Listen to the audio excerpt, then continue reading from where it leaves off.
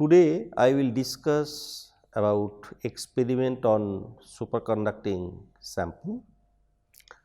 So, let us first survey the characteristics of superconductivity. So, you are quite familiar with the superconductivity. So, let me just tell about it once more. So, this H. Kamerlingh Onnes in 1911 discovered superconductivity or superconducting property of mercury at 4.2 Kelvin or below 4.2 Kelvin temperature. So, that was the first observation by Kamerlingh Onnes in 1911 when he was doing experiment. Basically, he was measuring IV characteristics of mercury as a function of temperature, as a function of low temperature. So, suddenly he observed that when the temperature reaches to 4.1 Kelvin, the resistance of the sample suddenly becomes 0. And for this discovery he won Nobel Prize in 1913.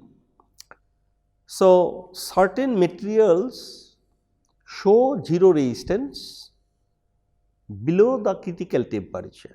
So, this critical temperature are different for different materials, thus they are called superconductor.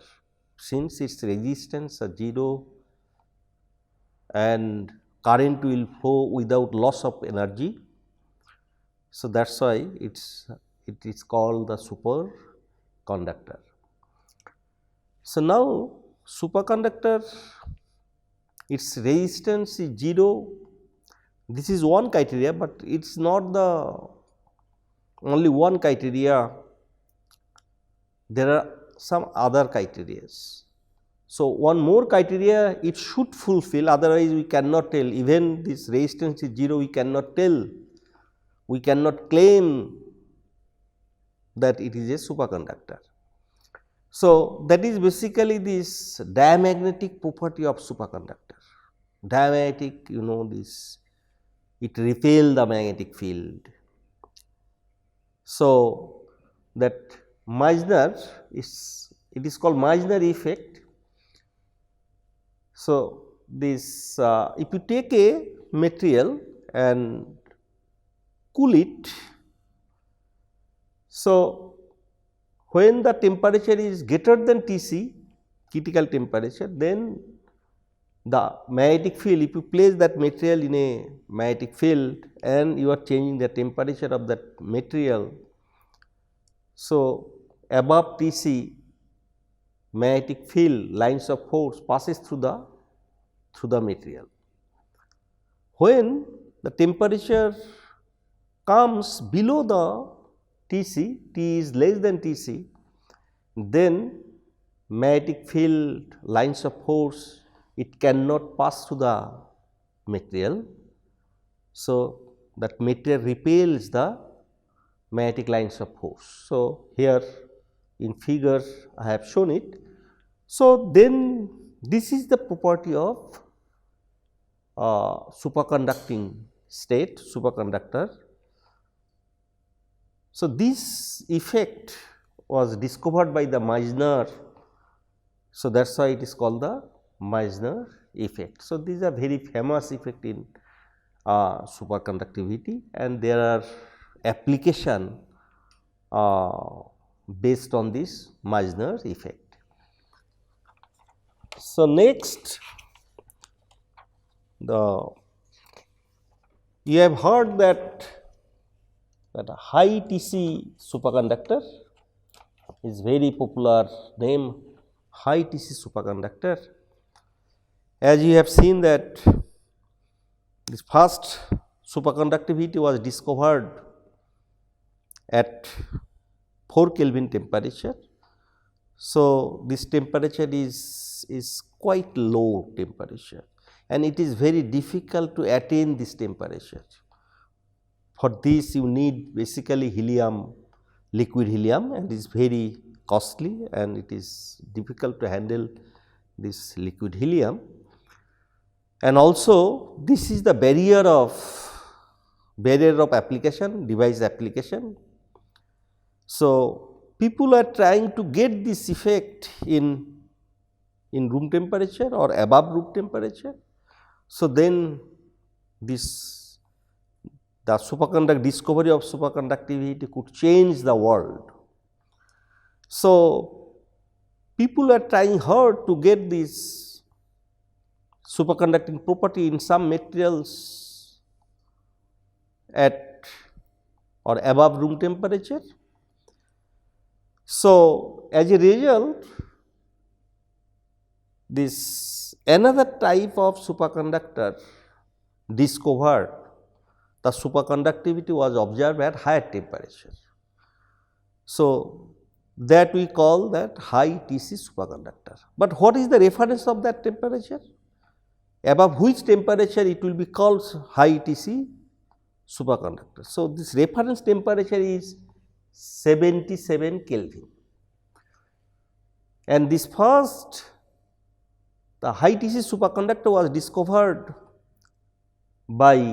was observed in some special type of material, ceramic materials, and that was discovered by J. George Bednorz and K. Alexander Muller.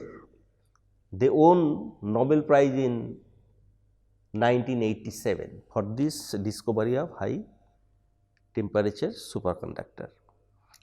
So, now question is why 77 Kelvin is taken as a reference temperature.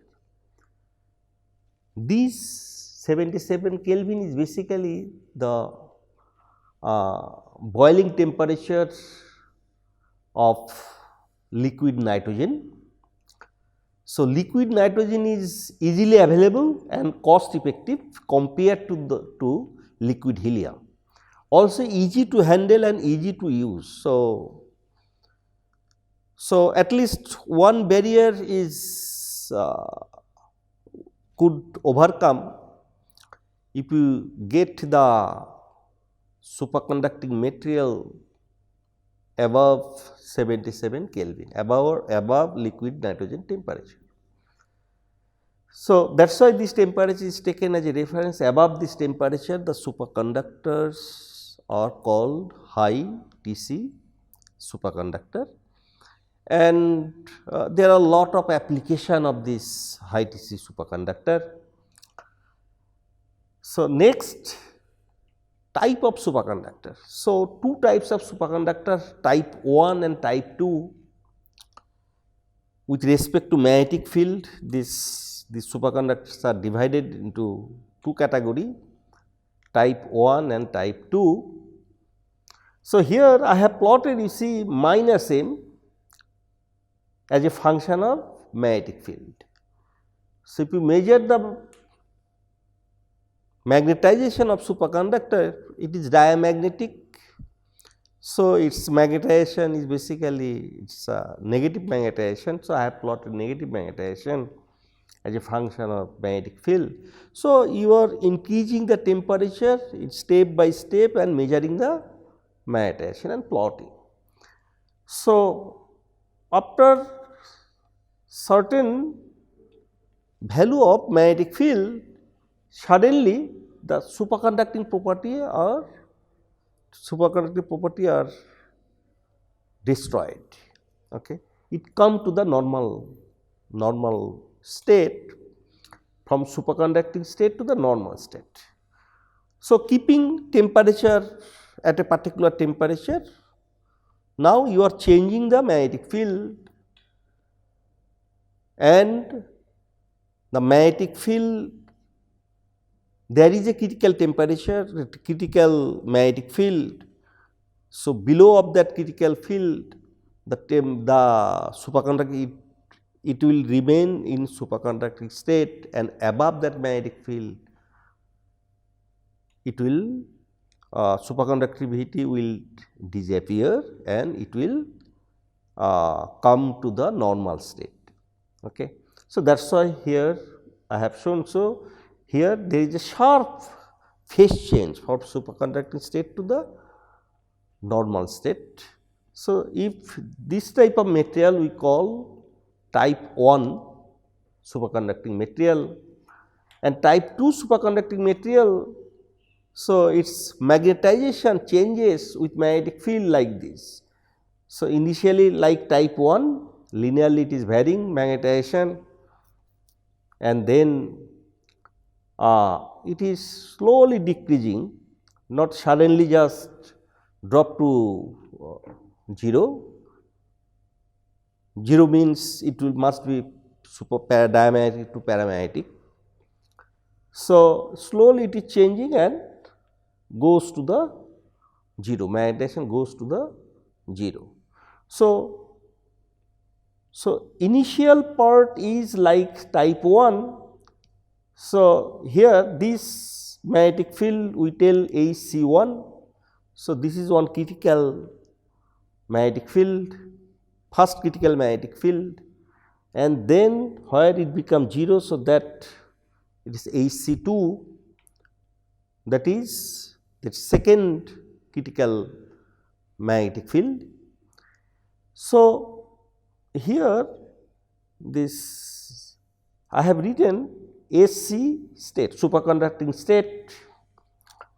So, below HC1, so it is in superconducting state, above HC2 it is normal state, and between HC1 and HC2 the state is called mixed state. Mixed state means it is the mixture of superconducting state and normal state. Okay. So, when from HC1 when magnetic field is increased, so it is basically superconducting states, some portion of the metals just transform to the normal state, and when magnetic field is increased, the transformation of superconducting to the normal state is increased, and finally this whole material become the normal state. So, if this type of property is observed in some materials, so then this materials is called type 2 superconductor, type 2 superconductor. So, again it has also application. So, this phase diagram I have drawn here. So, one thing is clear that this temperature can destroy the superconductivity, magnetic field can destroy the superconductivity, also current passing through the superconductor can destroy the superconductivity.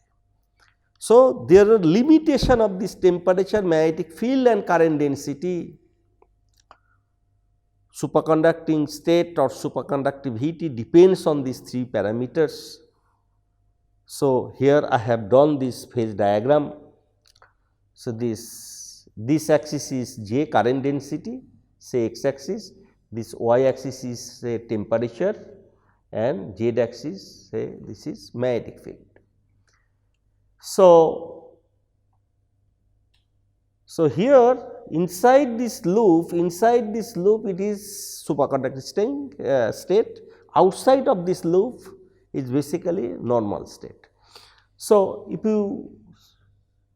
you see this TC is defined as that when magnetic field is 0 and current density is 0. Okay. So, then the temperature at which the superconductivity will destroy.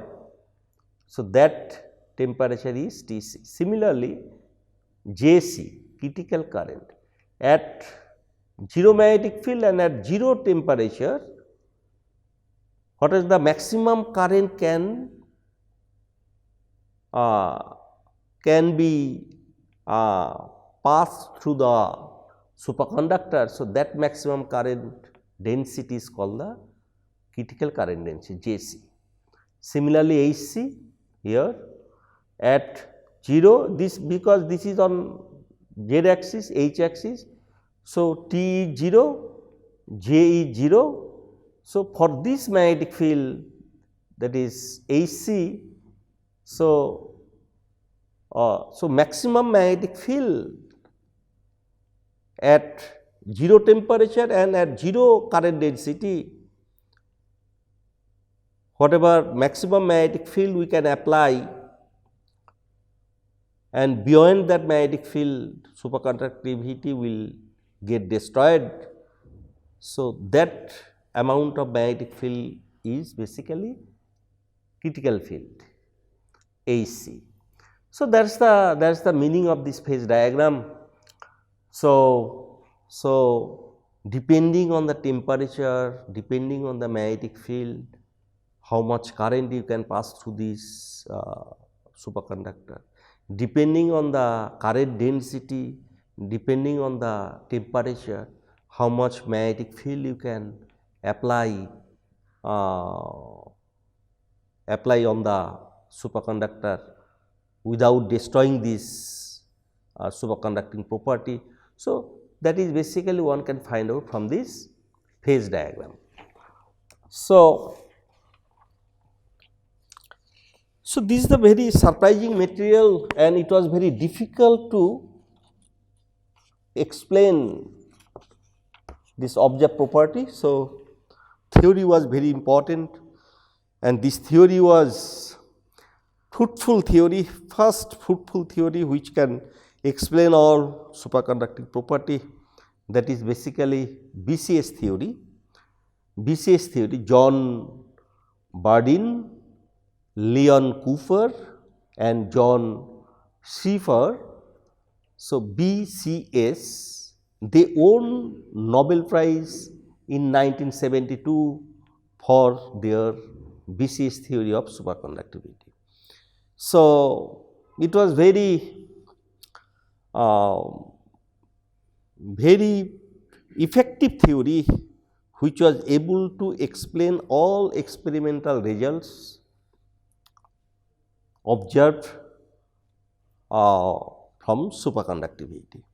So, in this theory basically the transport this Cooper pair is considered. So, Cooper pair is basically a pair of two electrons together. Okay. It is not single electron is flowing, two electrons together they are flowing as if they attracted each other.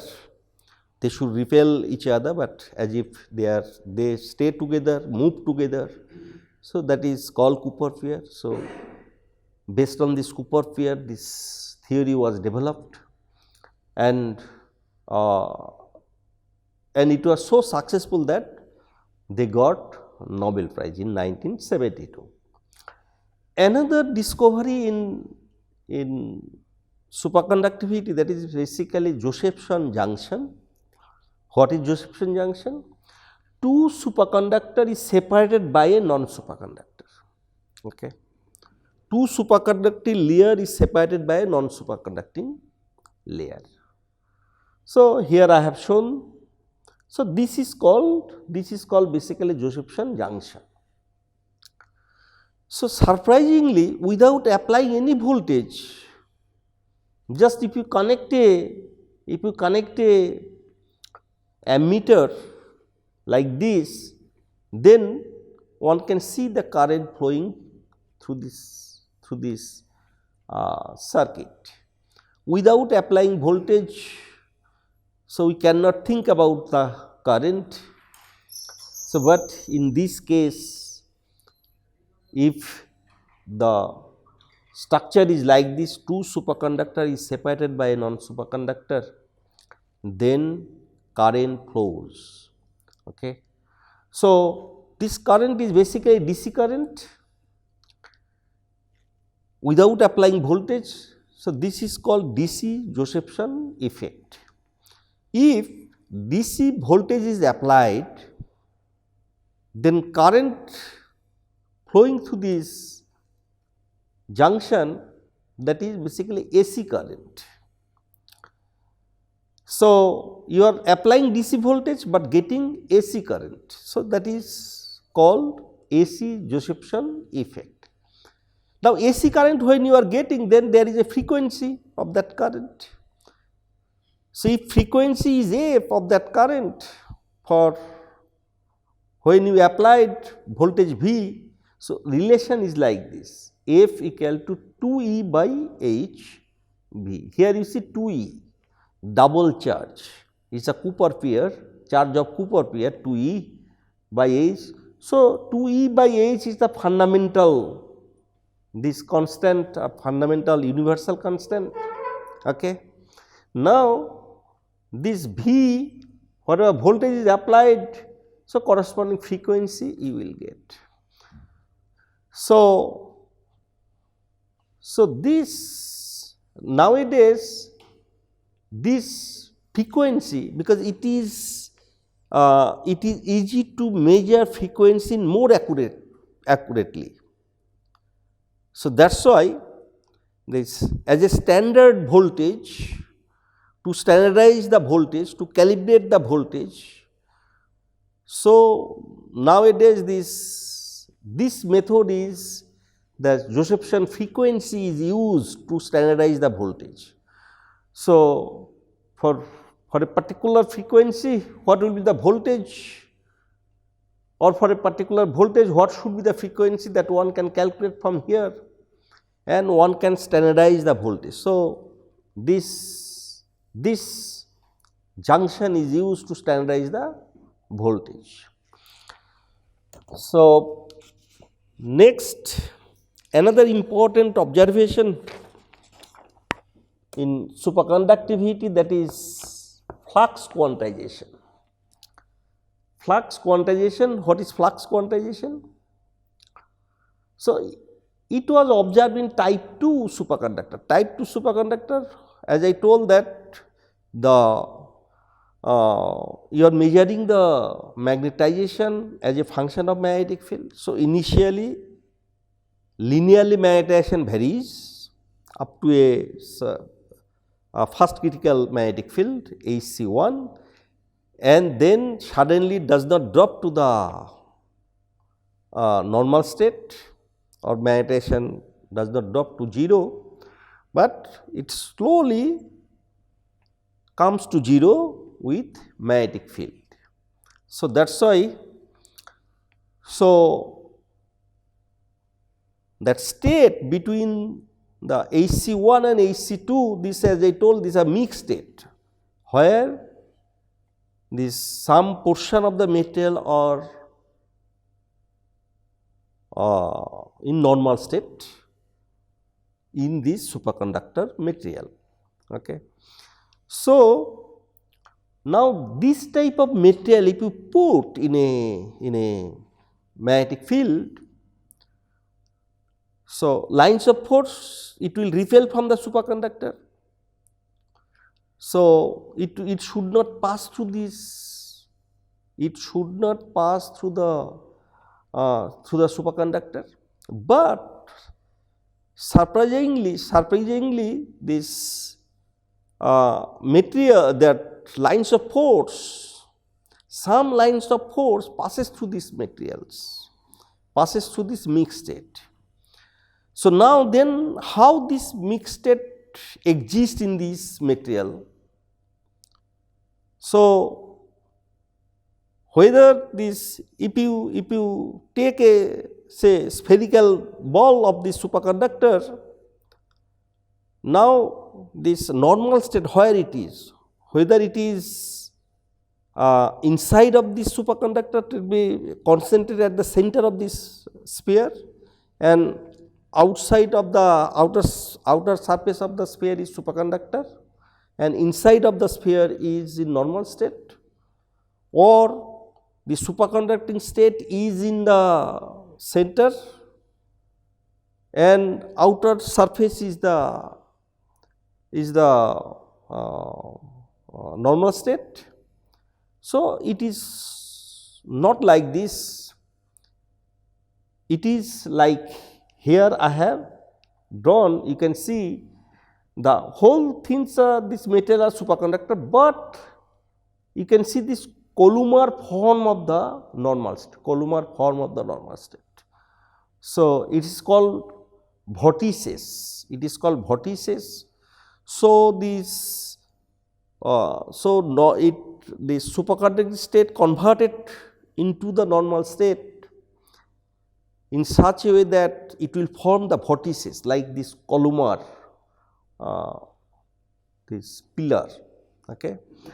So, that is why the magnetic field lines of force will pass through these vortices,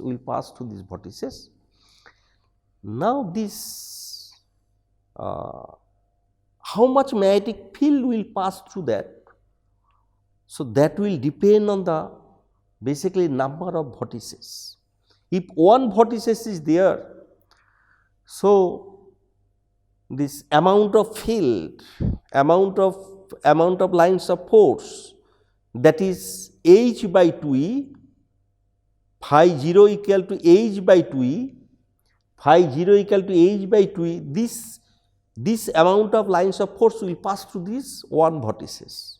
Okay. So, n phi 0, so n is basically the density of the vortices. Okay. If more vortices are there, so it will depend on the number of vortices, more vortices are there. So if it is n number, so n into phi 0, that amount of flux will pass through it. So, this is called the flux quantization. Okay. So, this h by 2e phi 0, its a value is, I think it's around it's a 10 to the minus 15, in the order of 10 to the minus 15 Tesla meter square. Since it is flux, so magnetic field into the area, so that is the flux. So, 10 to the minus 15 Tesla meter square. So, this flux quantization is used to sense the magnetic field. So, it can, as I told, that it is a quantized. So, one can sense the change of this phi 0 amount of lines of force. Okay. So, that amount is 10 to the minus 15 Tesla meter square.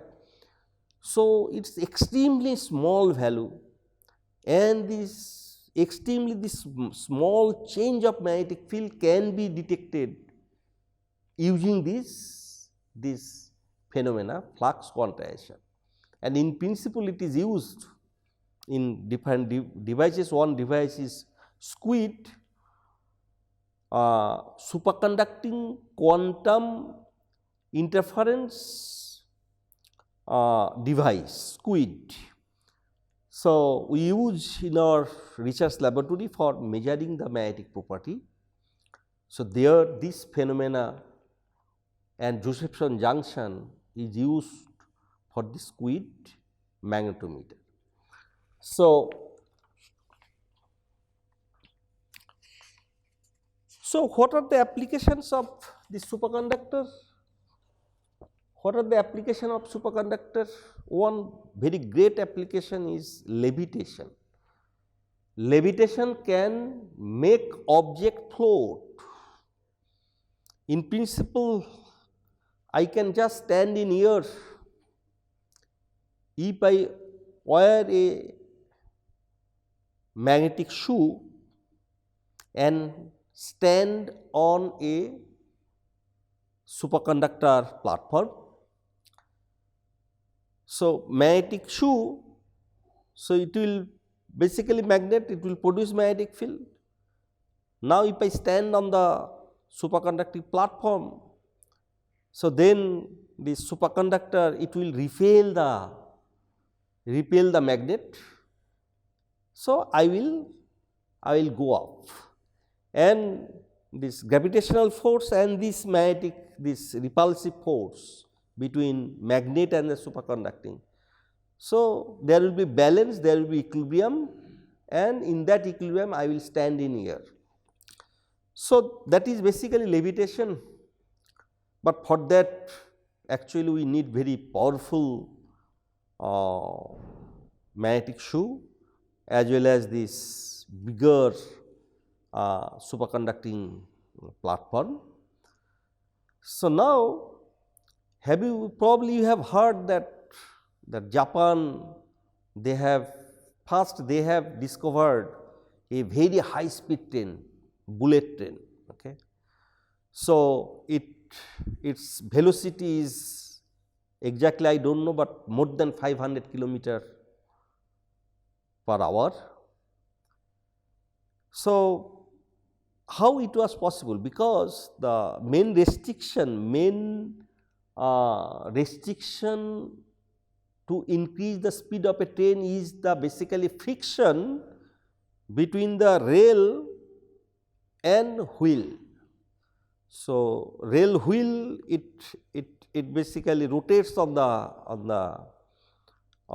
rail. So, this train is a heavyweight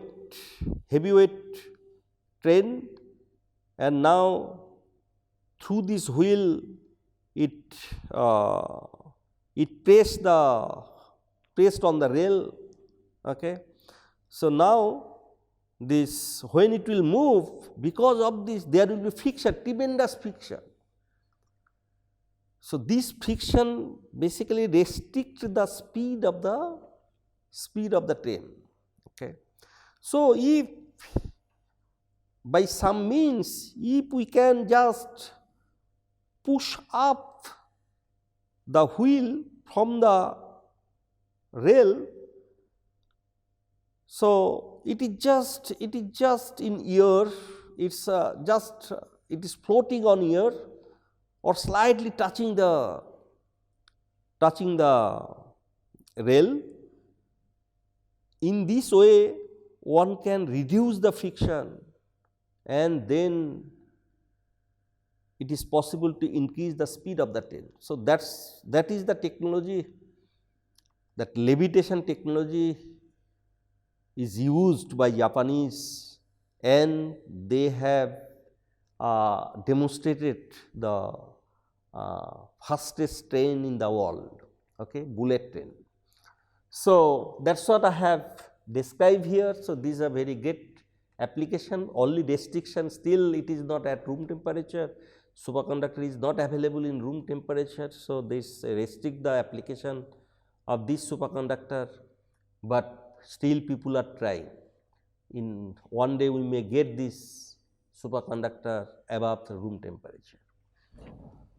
So, another application, there are many applications, but I just showed here some useful application which already people can see. So, superconducting magnet, you know electromagnet in laboratory we use. So, maximum it can produce 2 to 3 Tesla field. Beyond 3 Tesla it is not possible to produce in laboratory using the electromagnet. So, for higher magnetic field, say 2 to 30 Tesla range, if we need magnetic field, then we use in our research laboratory we use superconducting magnet. Okay. Then superconducting magnet, basically this coil is used made of superconductor, and if just set current in this coil, so there will not be any loss of current. So, it will continue the flow of current in the solenoid, and it will produce magnetic field. So, as I told, it can produce 2 to 30 Tesla field easily, and this type of superconducting magnet we are using in our research laboratory. So, this is another very useful application of superconductor. There are many applications, but I just explain these two application, interesting application. So, I will stop here, I will continue in next class. Thank you.